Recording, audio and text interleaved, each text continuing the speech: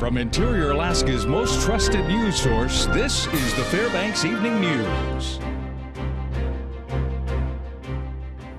Good evening and thank you for joining us. Our top story, the Stewart Creek fire continued to grow through the evening last night as residents from miles 16 to 34 were evacuated. That's right, Daryl. Tonight we have the latest information on the fire. As of 3 p.m., the evacuation order for the residents of Two Rivers and Pleasant Valley was lifted. Today, there were multiple checkpoints set up by Alaska State Troopers to advise residents of the safety concerns as the fire has grown to over 70,000 acres. As far as people coming in and out of the area, they're allowed to still come in. The road is open. Obviously, we've got a checkpoint here. We're just finding out where you're going, advising you that the fire is still activated. And you may run into some smoke and ash. We're not stopping anybody from going and checking on their homes or going in there to see families or friends. Residents spoke to the news center yesterday about the serious conditions seen out in the Chena Hot Springs Road area. I'm evacuated. We took the evacuation watch when it came out on Tuesday very seriously. We lost our house to a house fire 3 years ago, and it's indescribable how fast fires move. So we took it very seriously, and we started getting all of our important things out. And we are completely evacuated. Our family, our animals are all safe. The cooler temperatures and rain that have been seen in the area has helped in the efforts to control the blaze. It has allowed more than 700 people who are working to control the blaze, including 21 crews from the lower 48, as well as helicopters and ground equipment by U.S. Army Alaska to get the fire under control. The weather has helped over today and last night with the moisture and current cloud cover. It's given the firefighters a window to get in the fire and do some good work. Well, in the next few days, I'm hoping that the weather stays as is and gives folks on the ground a chance to get into the fire and do some work. When we come back, tragic news to report. 10 people were killed yesterday when the plane they were on crashed at the Soldotna Airport. Also, North Star firefighters make a heroic rescue to a man's best friend. Those stories are next. Stay with us.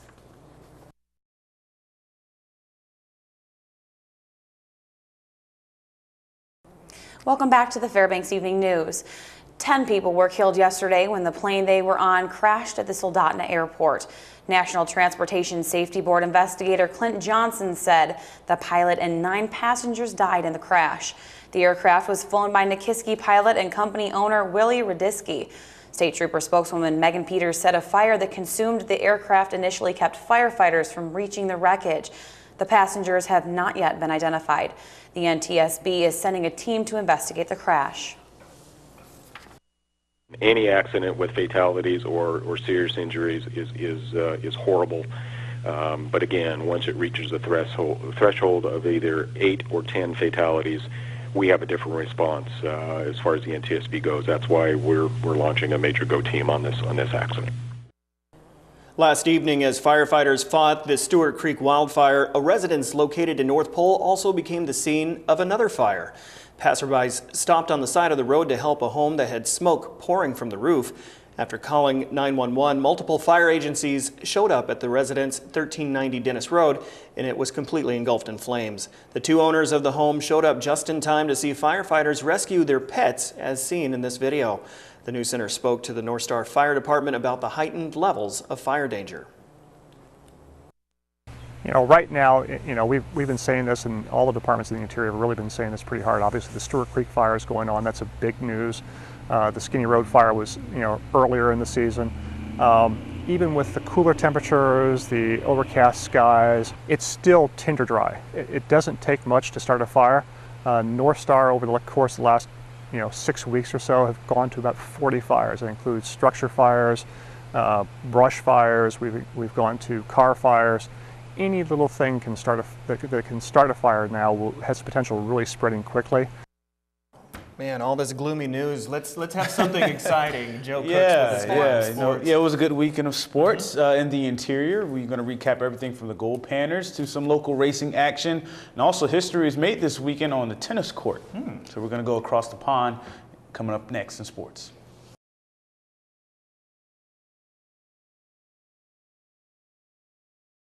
Hello, Interior sports fans. Joe Cook here to start your week with the weekend recap. The Gold Panthers were on a 3-game winning streak, but this weekend it was snapped by the last place Chugiak Chinooks. It was tight late with Alaska tying the game at 4-all in the top of the 8th, but in the bottom of the inning, Gold Panthers pitcher Kevin Sprague's throwing error brought in the winning run. The Chinooks never trailed on Sunday. Alaska is still on top of the ABL despite the loss with a 10-6 record. The Anchorage Bucks are a half game back. Tomorrow, the Panthers will be home for a 7-game homestand featuring the Chinooks and the Glacier Pilots.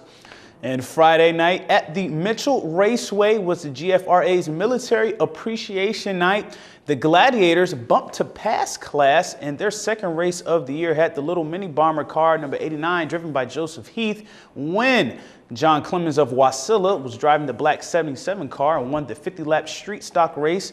In the 42 car, John Clarkson, who won the second heat, and number 42, Dave Sommers, crashed and wrecked in the race, but they were okay in the modified class. In the blue, number 55, Scott Sluka won the main event and the first heat. He is also the points leader in the modified class. Colby Hill, driving the green and white 56, won the sprint class main event and the second heat as well. In mini bombers, Christina Miller won her first main event, passing on the inside on the final lap to win, barely beating Jason Mayran, the 15 car, who led most of the race. And dollar stock, Ryan Coghill in the red and black 8 car, a Hutchinson senior, won despite a smoky final turn. He describes the finish. When the car made all the smoke, I was kind of worried that I might hit him and not win, but I just took it slow and tried to avoid him. And that's all I got for sports tonight. Thanks for rocking with me for a little while. Stay cool, Alaska. Mike Schultz has your full weather forecast coming up next, and we'll catch you next time.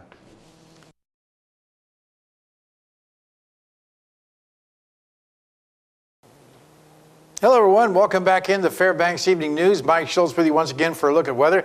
Boy, it was sure nice to see those heavy showers move through today. Even had some reports of hail on the western side of town, but the good news is more showers are coming, so it'll help put that fire out and get us back into a little more comfortable situation.